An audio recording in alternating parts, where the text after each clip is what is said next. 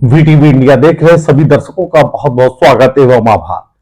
मैं शिबू खान, संवाद शिबू खान में आज हमारे साथ वो शख्सियत मौजूद हैं जो किसी परिचय का मोहताज नहीं है।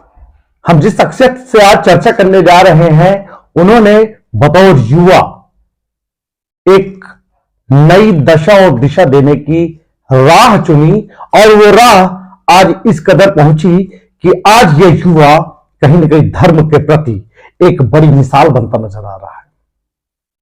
हम बात कर रहे हैं उत्तर प्रदेश के फतेहपुर जनपद से वाबस्ता रहने वाले पंडित विजय शर्मा महाराज, जो कि गणेशानंद गणेशदास महाराज के नाम से भी जाने जाते हैं। ये युवा नेता आम जनता के लिए, आम जनमानस के लिए इतना फिक्रमंद है कि युवाओं की सोच के लिए हमेशा तत्पर रहते हैं। तन मन धन मेहनत कैसे की जाती है, मदद कैसे की जाती है, कोई जाने तो पंडित विजय शर्मा महाराज के जाने। तो महाराज जी, सबसे पहले स्वागत है आपका वीटीवी इंडिया। नमस्कार। नमस्कार, आपका भी बहुत बहुत स्वागत है, अभिनंदन। आज चर्चा में हम बात करेंगे उत्तर प्रदेश के फतेहपुर जनपद की। जी, आप धार्मिक प्रवृत्ति के व्यक्ति हैं, युवाओं के साथ देश को गति देने की सोच रखने वाले हैं और कहीं ना कहीं जो हमारे विश्वास सूत्रों के माध्यम से पता चला है कि समाज सेवा की राह से बढ़ते हुए फतेहपुर में आगामी लोकसभा चुनाव में भी आप एंट्री करने वाले हैं। जी, एंट्री वो भी धमाकेदार एंट्री। जी, तो जानना ही चाहता हूं, सबसे पहले हमारे दर्शक भी जानना ही चाहेंगे कि धर्म का राह को छोड़कर आप फतेहपुर सेवा भाव में आ रहे हैं, यानी लोकसभा में आ रहे हैं। वर्तमान में साध्वी निरंजन ज्योति जो मोदी कैबिनेट की राज्य मंत्री हैं, फतेहपुर जनपद से ही वाबस्ता है और कहीं ना कहीं वो भी एक महामंडलेश्वर है। तो दो धर्म गुरुओं का टकराव क्या जनता के लिए फायदेमंद होगा या नुकसान होगा, कैसे आप देखते हैं? देखिए, सबसे पहले तो मैं अपनी मातृभूमि फतेहपुर को प्रणाम करता हूं, अपनी सरजमी को प्रणाम करता हूं। तत्पश्चात यहाँ की जो जनता जनार्दन है उसके चरणों में मैं कोटि कोटि प्रणाम करता हूं, साधुवाद करता हूं। फतेहपुर हमारे लिए कोई राजनीतिक विषय नहीं है। फतेहपुर मेरी मातृभूमि है, मेरी जन्मभूमि है और जन्मभूमि प्राणों से ज्यादा प्यारी होती है। हम अगर बात करते हैं फतेहपुर के विकास की, आज का युवा सिर्फ विकास की राह ढूंढ रहा है और विकास के लिए ही दर बदर भटक रहा है। कहीं ना कहीं फतेहपुर एक ऐसा हमारा जनपद है जो बहुत ज्यादा, मैं कहूंगा आजादी से लेकर अब तक बहुत बड़ी उपेक्षा का शिकार रहा है।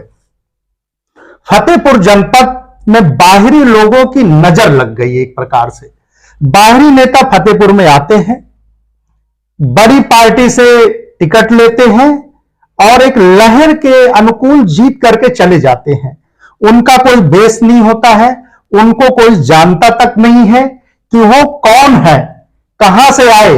वो हवाई जहाज से, हेलीकॉप्टर से आते हैं और वो एक लहर की तरह जीत करके यहां से चले जाते हैं। और होता क्या है, इसका साइड इफेक्ट क्या है, ये जानने की बात है। इसका साइड इफेक्ट होता है कि उनका मातृभूमि से जुड़ाव नहीं होता है, क्योंकि ना उनका यहां गांव है ना उनके लोग हैं। और विजय शर्मा फतेहपुर के लिए महंत नहीं है, मैं फतेहपुर का बेटा हूं और साध्वी निरंजना ज्योति से मेरी तुलना करना बहुत ही मैं समझता हूं कि ठीक नहीं होगा।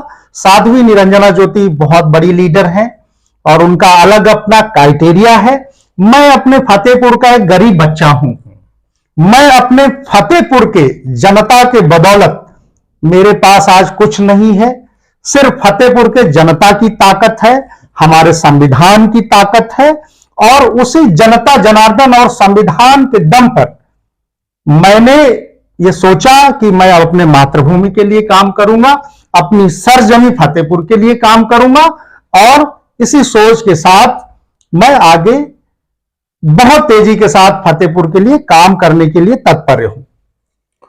तो अगर काम की बात करें तो फतेहपुर में वर्तमान में साध्वी निरंजन ज्योति, जो मोदी कैबिनेट 1 यानी 2014 का जब चुनाव हुआ था, जब देश के प्रधानमंत्री के पद पे नरेंद्र मोदी जी जब आसीन हुए थे, तो पहले ही कैबिनेट में साध्वी निरंजन ज्योति को कैबिनेट में बतौर राज्य मंत्री का दर्जा मिला, जगह मिली। और जब मोदी 2 सरकार भी सेंट्रल में बनी, तब भी आपको कैबिनेट में जगह दी गई। लेकिन ये इतना अरसा बीत चुका, 2014 से 2023 यानी 9 साल हो चुके हैं। क्या लगता है, कांग्रेस सरकार जिस नियत से जनता ने उखाड़ी थी, चाहे वो अन्ना हजारे का आंदोलन कह लिया जाए या मोदी जी की एक बड़ी पॉपुलैरिटी कह लिया जाए जिसकी देन थी, क्या सरकार यूपीए की जाने के बाद, एनडीए के आने के बाद, क्या फतेहपुर को ऐसा कुछ लाभ हुआ को यूपीए में वो चीज नहीं मिल रहा तो एनडीए में मिला, या एनडीए में नहीं मिला यूपीए में मिला? कैसे आप देखते हैं? देखिए, ऐसा है, अगर हम हाईवे इंफ्रास्ट्रक्चर की बात करें, जो अंतरराष्ट्रीय हाईवे है उसको अगर हम छोड़ देते हैं, तो कहीं ना कहीं फतेहपुर 50 साल पहले जैसा था। उसमें थोड़ा बहुत मैं कह सकता हूं कि 5% का बदलाव आपको देखने को मिलेगा। मैं कल 15 गांव घूमा हूं, मेरे लोग घूमे हैं। आप फतेहपुर की कोई भी ग्रामीण सड़क में जाकर के चले जाइए, भाई साहब आपके छक्के छूट जाएंगे। आप जा नहीं सकते हैं, इतने गड्ढे, इतने रोड़े हैं कि आपकी गाड़ियां 10 जगह पंचर होंगी। और आप जिन मंत्री महोदया की बात कर रही हैं, मैं 50 गांव गया हूं, आज तक वो किसी गांव में झांकने नहीं गई। सरकार से पैसा लाने की क्षमता होनी चाहिए। सरकार कहते हैं ना कि जब तक बेटा रोता नहीं है, मां भी दूध नहीं पिलाती है। आपका व्यक्तित्व क्या है, आप किस व्यक्तित्व के साथ अपने सरकार के सामने अपने क्षेत्र की समस्याओं को रखती हैं, उस पर निर्भर करता है। फतेहपुर की समस्याएं आप देखेंगे कि वो चाहे मेडिकल इंफ्रास्ट्रक्चर हो, जीरो है। आप आज की डेट में शिक्षा के क्षेत्र में फतेहपुर -1 की श्रेणी में आता है। एक भी आईएएस फतेहपुर से एक साल में निकलता नहीं है। अगर कभी कदार एक आधा टीसीएस निकल जाए। अब आप बात कर ले एमबीबीएस की, फतेहपुर में कितने एमबीबीएस बनाए गए और उसमें सरकार का क्या सहभागिता रहा? एमबीबीएस बनाने के लिए सरकार ने क्या मुहिम चलाया, वो आपको देखना पड़ेगा। तो शिक्षा के क्षेत्र में, स्वास्थ्य के क्षेत्र में और किसानों का आप देखेंगे कि विगत 3 से 4 सालों में किसानों की ये दुर्दशा होती हुई चली जा रही है। यूरिया और डीएपी की जो ब्लैक मीलिंग होने को ये 2 साल में हुई है, आज हर किसान रोता है कि डीएपी और यूरिया में कालाबाजारी है। आप देखेंगे गवर्नमेंट के पास, जो गवर्नमेंट की संस्थाएं हैं, उनके पास यूरिया डीएपी का भंडारण है नहीं, सब प्राइवेटीकरण हो गया। और प्राइवेट लोग, आप समझिए कि किसानों के साथ इतना बड़ा धोखाधड़ी करते हैं कि डीएपी लोगों ने 2,500 हजार रुपए की बोरी ली है, यूरिया 1500 रुपए की बोरी उठाई गई है। तो क्या यही हमारा फतेहपुर है? क्या इसीलिए फतेहपुर की जनता ने इनको सांसद बनाया था? ये एक प्रश्न चिन्ह लगाता है कि आपने अपनी सरकार को क्यों नहीं बोला कि किसानों को राहत दिया जाए, किसी प्रकार से यूरिया और डीएपी कम ना पड़े। जैसे कि बार बार चर्चा हो रही है फतेहपुर जनपद में, बताया चलूं कि फतेहपुर जो इलाहाबाद यानी प्रयागराज जो कानपुर के मध्य में पड़ने वाला जिला है, फतेहपुर जनपद का अपने एक इतिहास रहा है। फतेहपुर से मंत्री सांसद तो हमेशा ही बने हैं, लेकिन इस फतेहपुर ने वीपी सिंह, विश्वनाथ प्रताप सिंह जैसों को प्रधानमंत्री बनाने का भी काम किया है। लेकिन आज फतेहपुर कहीं ना कहीं आज भी अपनी विकास की आंसू रोता हुआ नजर आ रहा है। विजय शर्मा जी ने एक बात कही कि बाहरी, बताया चलो कि वर्तमान में साध्वी निरंजन ज्योति वो जनपद के बाहरी सदस्य हैं, बाहर से आकर चुनाव लड़ी है और जीती हुई है। इनसे पूर्व 2014 में भी साध्वी निरंजन ज्योति ने ही चुनाव जीता था। उससे पूर्व 2009 में राकेश सचान, जो वर्तमान में योगी आदित्यनाथ उत्तर प्रदेश सरकार के कैबिनेट में मिनिस्टर हैं, वो जो भी गैर जनपद के थे। उससे पूर्व की बात करें 2004 में बहुजन समाज पार्टी से महेंद्र निषाद जो दूसरे जनपद से आते थे वो भी बाहरी थे। उससे पहले डॉक्टर अशोक पटेल जो जनपद के हुआ करते थे वो हुए। और भी अगर पहले चले जाएं, तमाम ऐसे नेता हैं उनकी अगर आप जन्म कुंडली देखेंगे तो कहीं ना कहीं निश्चित तौर से बाहरी ही रहे। फतेहपुर जनपद को एक दौर था कि अंग्रेज बाहर से आए हैं, देश को लूटते रहे, तो कहीं ना कहीं ये बात भी साबित होती जा रही कि फतेहपुर को भी बाहरी लोगों ने लूटने का काम किया है। विजय शर्मा जी से इंटरव्यू से पहले मेरी जब वार्तालाप हो रही थी तो इसी चीज का चिंतन हो रहा था, क्या जनपद में एक भी प्रतिभावान नेता नहीं है जो लोकसभा जैसे महापंचायत का सदस्य बन सके। बड़ी गंभीर बात है। आज हम एजुकेशन सिस्टम की बात करते हैं, डबल इंजन की सरकार है, हम बात करते हैं बेहतर इंफ्रास्ट्रक्चर की, हम बात करते हैं मूलभूत सुविधाएं की, लेकिन कहीं ना कहीं वास्तव में जमीन पर ये सारी चीजें नदारत रहती हैं। उत्तर प्रदेश में फतेहपुर जनपद नाम तो हुआ है, लेकिन कहीं ना कहीं उसमें माफियाकरण भी शामिल हुआ है। शिक्षा का माफियाकरण, स्वास्थ्य का माफियाकरण, निश्चित तौर से जमीनों का माफियाकरण भी आम बात हो गई है। आज चर्चा में हम बात करें कि बहुत सारे ऐसे ठग आए हैं। फतेहपुर राजेश मौर्य नाम का ठग आया, 10,000 जमा करो 30,000 दो, 30,000 जमा करो 1,10,000 लो, ऐसी तमाम चीजें आई। नेशनल स्तर पर भी सहारा इंडिया, पल्स, तमाम ऐसी कंपनियां आई हैं। फतेहपुर जनपद वासी भी ठगी का शिकार हुए हैं। क्या आंदोलन की है रणनीति ऐसे लोगों को ठगों से बचाने की आपके पास? देखिए, मैं स्पष्ट तौर पे आज अपने फतेहपुर की जनमानस को आश्वस्त कराना चाहता हूं कि जब तक हमारे फतेहपुर के एक एक व्यक्तियों का पैसा नहीं मिलेगा तब तक विजय कुमार शर्मा चुप नहीं बैठेगा। आने वाले मार्च की 18 तारीख को हम दिल्ली के रामलीला मैदान में भव्य आमरण अनशन करने जा रहे हैं। वह इसलिए करने जा रहे हैं कि आज सहारा ने हमारे फतेहपुर के लाखों घरों को बेसहारा कर दिया। जब सहारा हमारे फतेहपुर के लोगों को बेसहारा कर सकती है तो कौन सी ऐसी ताकत है, कौन सी ऐसा सिस्टम है जो सहारा को सहारा दे रहा है? इसका पर्दाफाश बहुत जल्दी होना चाहिए और राष्ट्रीय स्तर में नहीं, इसकी चर्चा अंतर्राष्ट्रीय मंच पर भी होना चाहिए कि जो ये ठगी कंपनियां हैं ये कहीं ना कहीं पूरी तरीके से जनता को एक प्रलोभन देकर के, बहुत बड़ा प्रलोभन देकर के और एक बहुत बड़े सिंडिकेट को बना करके ठगने का काम करती हैं। इसके विरुद्ध मनो फाउंडेशन और विजय कुमार शर्मा ने सौगंध लिया है इस मातृभूमि की। मुझे अपने मातृभूमि फतेहपुर की सौगंध है कि जब तक हमारे फतेहपुर के एक एक व्यक्ति का पैसा सहारा इंडिया नहीं देगा तब तक ये लड़ाई में लड़ता रहूंगा और अंतिम जब तक मेरे शरीर में सांस रहेगी ये लड़ाई थमने का नाम नहीं लेगी। क्योंकि मैं बताना चाहता हूं, पूज्य आदरणीय बाबा साहब भीमराव अंबेडकर जी ने कहा था कि गरीब व्यक्ति का शोषण अगर कोई समाज करता है तो उसके खिलाफ आवाज उठाना एक संगठित लोकतंत्र का हिस्सा है।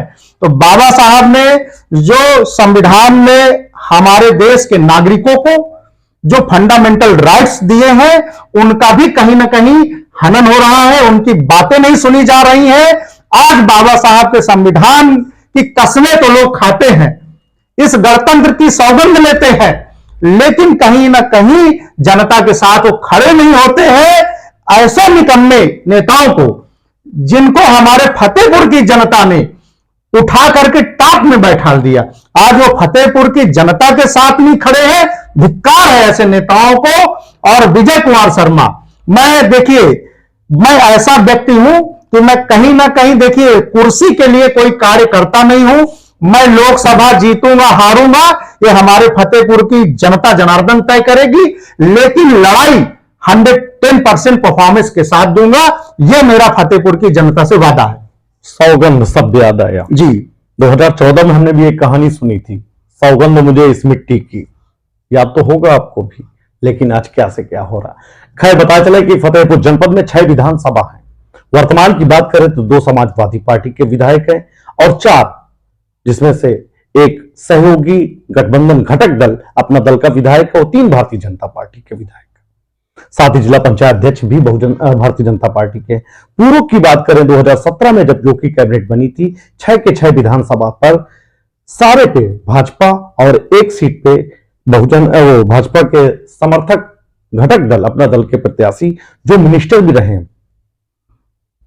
पिछले सरकार में 2 मिनिस्टर्स योगी कैबिनेट के थे, एक सांसद महोदय ऑलरेडी आपको बताया है जो मोदी कैबिनेट के मिनिस्टर हैं।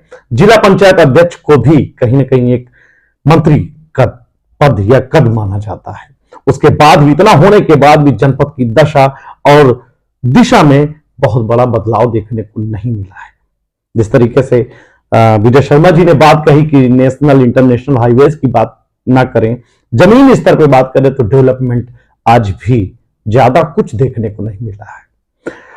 आखिरी बात में आप ये जानना चाहते हैं, यदि यहाँ की जनता आपको सांसद चुनती है तो ऐसे कौन से कार्य हैं जिनको आप प्राथमिकता के आधार पर उठाएंगे? देखिए, यहाँ की जनता अगर विजय कुमार शर्मा को चुनेगी तो सांसद नहीं चुनेगी, वो अपना बेटा चुनेगी।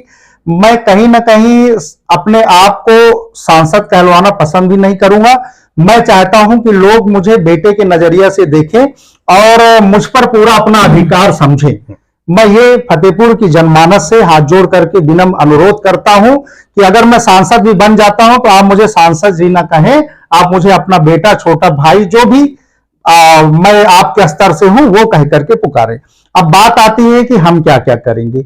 देखिए, पहली चीज मैंने आपको हमेशा एक चीज बताया है कि हमारे फतेहपुर का जो स्वास्थ्य इंफ्रास्ट्रक्चर है उसको मैं सुधारने के लिए पूरी तरीके से कटिबद्ध रहूंगा।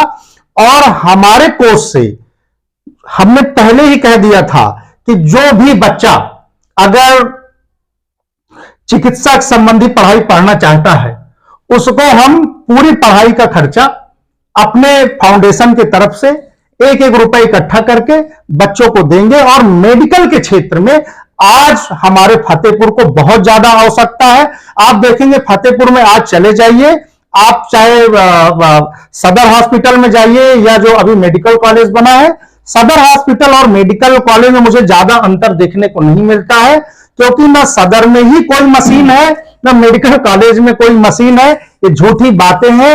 एक कोरा सच यही है कि कोई भी एक ऐसी मशीन नहीं है जो यहाँ के टिपिकल जो मरीज हैं उनकी सुरक्षा की जा सके। सबको हैलेट रिफर कर दिया जाता है। पहला हमारा काम रहेगा कि हम अपने फतेहपुर के मेडिकल इंफ्रास्ट्रक्चर को बहुत बेहतरीन करने की कोशिश करेंगे। सेकंड, यहां पे जो एक रणनीति के तहत प्राइवेट स्कूल में जो माफिया बैठे हुए हैं, माफिया तंत्र बैठा हुआ है, षड्यंत्र के तहत जो सरकारी स्कूलों को भ्रष्ट करने का काम किया जा रहा है उसमें नकेल कसने का काम करेंगे और हो सकेगा तो उसमें एक बड़ा जन आंदोलन भी हम खड़ा करेंगे। तीसरा, मैं आपको बताना चाहूंगा कि यहां पर जो छोटे स्तर के मजदूर हैं उनके साथ आज बहुत नाइंसाफी हो रही है। मनरेगा में जो लोग काम करते हैं उनके साथ बहुत नाइंसाफी हो रही है। इन सारी चीजों को सुधार करने के लिए, महिलाओं के लिए, अपने बड़े बुजुर्गों के लिए, आप पेंशन की अब मैं बात करूंगा, 2-2 साल से किसी की पेंशन नहीं आती है। अब पेंशन जिसकी आती भी है 1-2 महीने मिलती है फिर कट जाती है। तो ये जो सारी समस्याएं हैं इनको बहुत बृहद तरीके से सॉल्व करने की आवश्यकता है।